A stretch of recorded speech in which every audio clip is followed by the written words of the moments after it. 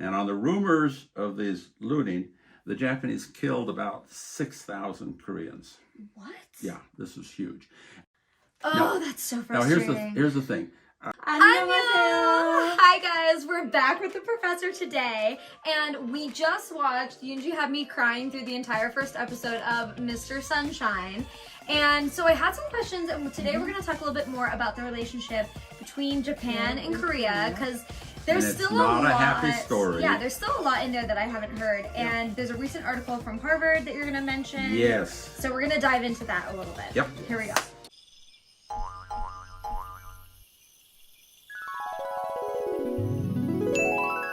Okay, Japan and Korea have a very, very sad history. And it's all one-sided.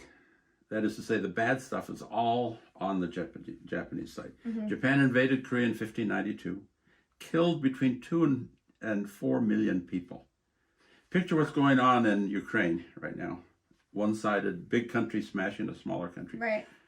Korea was not expecting it, and here come all these Japanese samurai slashing people with their swords. And they had guns, and they were shooting them with their muskets.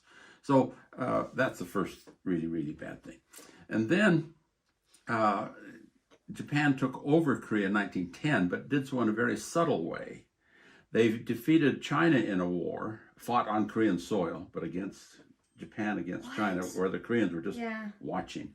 And then they defeated Russia in a war, and with Russia and China out of the way, Japan gobbled up Korea. Won a lot of collaborators that said, hey, we can do better things for you. Right. It's sort of like the white man helping the Indian. What year is this? This is 1910. 1910. Which is it's the not beginning. that long ago. No, which is the beginning of the Japanese occupation. Okay, and that's a little bit where Mr. Sunshine takes place. Yep. Okay. So that's from 1910 to 1945 for 35 years. And in the first part, it wasn't so bad. The Japanese offered a lot of positive things. Yeah. We've ended the old rule of the kings.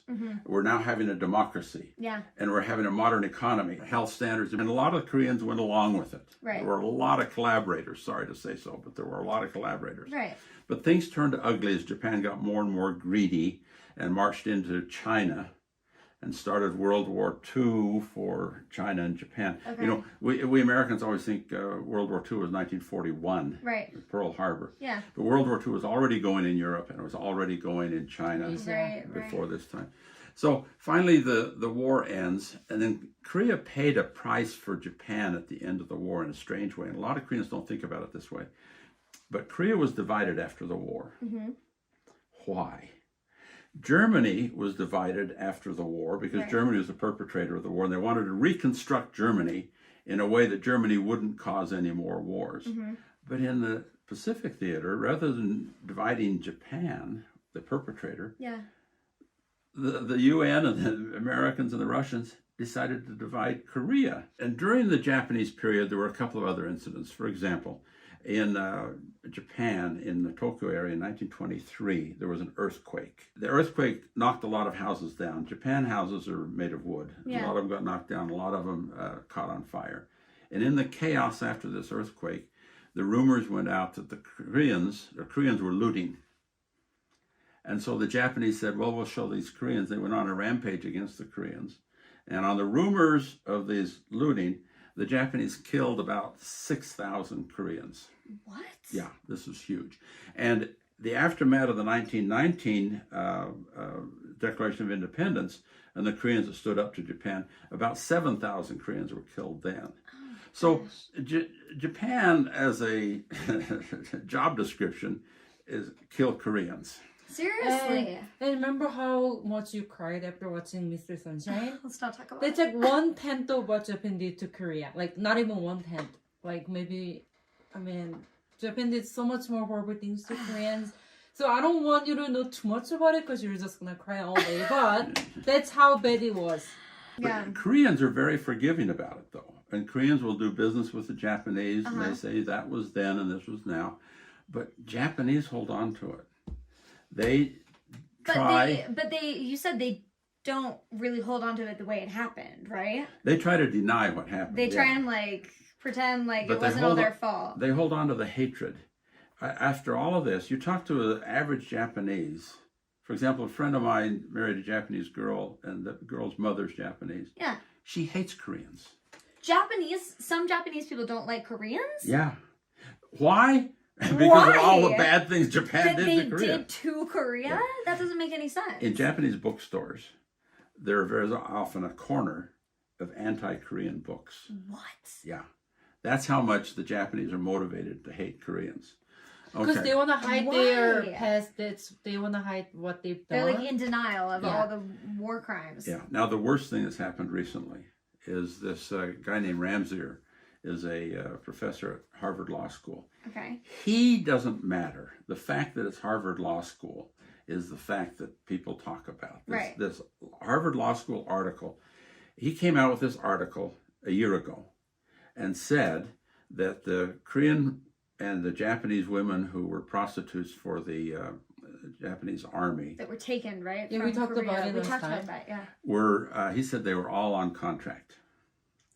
And here's the thing about it. He looked at the 1930s and he discovered that these women got paid big bonuses of money signing contracts to sign up to be a prostitute for 2 years. Now, why is a woman a prostitute? We tend to think that it's a desperate woman, you know, and desperate to make money or something. And we think of them being either on their own or being manipulated by a pimp, right? Mm-hmm. And we talk of human trafficking and that sort of thing. Well, this guy says, hey, these are all contracts. And these women signed up for this thing because they could make big money. Well, he signs this up and everybody criticizes him. And people say, well, if there were contracts, show me one. He can't show you one. So where is he getting this? He wrote a rebuttal recently. A 66-page rebuttal defending his 8-page document in the first place. 66 pages. Yeah. And the 66-page rebuttal, he says, hey, look, I'm just saying that these women signed these contracts. And people said there were no contracts, but look, I got 5 pages of references about people talking about the contract. So he says there were contracts and people talked about it. But who's talking about it? Japan? Japanese authorities, yeah. Well, isn't that what they're selling anyways, is the story of that? So obviously... Yeah. So he's supporting the story. Oh, now, that's so frustrating. Now here's the thing.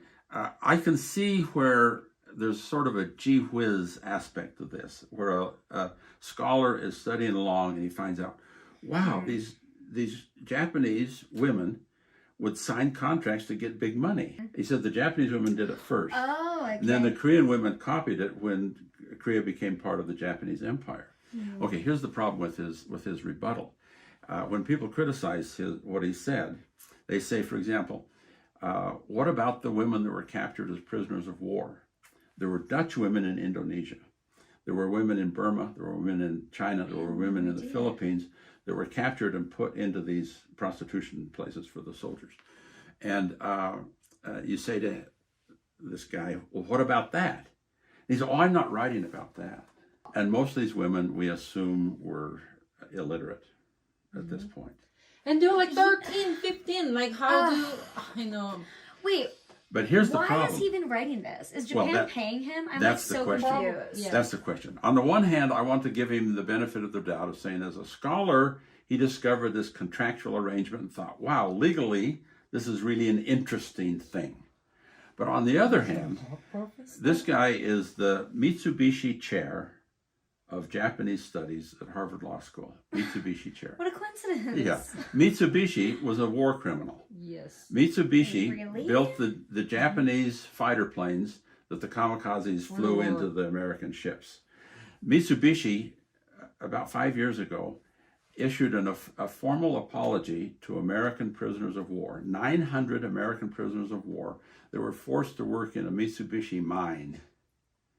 And they issued an apology just a few years ago for doing that. That was a war crime. Prisoners of war are not supposed to be forced to do hard labor. And so the history of Japan is full of all kinds of war crimes. Wow. And Mitsubishi was one of the prime war criminals. Well, Mitsubishi gave $1 million to Harvard to fund this chair, and this guy's sitting in this chair writing these things. This guy were from Ohio State. I love Ohio State. I'm a good friend of Ohio State. or from Illinois State. But this is your school. Yeah, which is why she brought me into this in the first place. Yeah. When this You came out just a year started this ago, fight. she called me and says, "Hey, you seen what the Harvard Law School has been saying? You need to say something." So I've done a couple of pieces on this, and now there's been this rebuttal, and the rebuttal has no standing at all because he's trying to say, "Look, I'm talking about this," when really it's this. Do you think that there's any part of this? I mean, obviously, if Japan is trying to cover up things that might have been done just because it's propaganda, but do you think that they are still so against Korea because they're almost like jealous of Korea's very much huge so. boom that's happened? Very much so. Because And- Japan is, I mean, Japan's doing well, but like Korea is definitely the new, it's the new thing. Like, One of the Japanese positions about Korea has been, Korea is a nothing. Koreans Right. are losers. yeah, Koreans have loser history. Koreans were taken over by the Japanese because they're a bunch of losers. And so if Korea shows that they're not losers, right. if they're economically competing with Japan, then it changes the whole Japanese dynamic. Well, who are these Koreans then? Totally. And so it They've seen shakes them up as their weak foundation. for so long, but Yeah. they're could be stronger than Japan. They could be. And Like- eventually, if North and South Korea are united, right. we could really see a strong Korea. Yeah. Yeah. Yeah. So anyway, that's my So take on this latest thing by the Harvard Law School professor. I want to say one thing because Yeah. you know we talk about Japan so much, Yeah. like even after like almost 100 years or whatever. But the thing is, and Japan always like, oh, are you bringing it up again? That's what they always say. Well, I just came across like Nazis, like Holocaust, those articles like very often, and there's so many movies about it, and everyone in the world knows about it. But Japan did as bad as Nazis or even worse, And nobody knows. yeah, that's why we still need to talk about it, and so it doesn't repeat. Like Russia doesn't do the same, you know. Yeah. So I think it's important to talk about it again. And people are like, "Oh, I'm tired of it." Japan always plays, "Oh, are we saying it again?" I said sorry, and we gave you $1 billion like 10 years ago, whatever. But there was no sincere apology. I think we should still talk about it. Well, you look at Germany, and Germany faces up to the reality. Right. They That's say what I we was gonna did this and say. this, and it was a bad It's thing. honest, and people dug into it, and they laid it all out on the table. But Japan's hiding it But if all. you're trying to hide it, That perpetuates it. then that gives people the right to dig into it more. Yeah.